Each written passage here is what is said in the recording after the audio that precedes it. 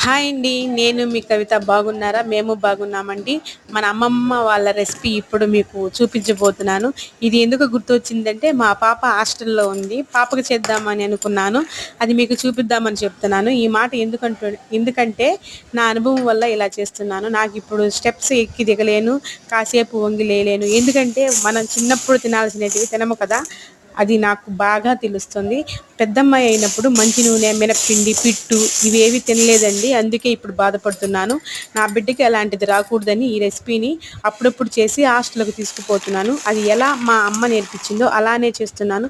ముందుగా మినపప్పు బాగా వేయించి, పెసలు, వేరుశనగపప్పు కూడా వేయించి, దానిలో 3 ఏలకులు, బెల్లము, ఎండు కొబ్బరి వేసుకొని, నెయ్యి వేసుకొని తింటే మంచి టేస్ట్, ఆరోగ్యానికి మంచిది. ముఖ్యంగా ఆడపిల్లలు ఎంతో మేలండి. నడుము నొప్పి రాదు, ఎముకలు దృఢంగా ఉంటాయి, ప్రోటీన్ కూడా ఉంటుంది. అందుకే రోజుకు ఒక 2 స్పూన్లు తినండి.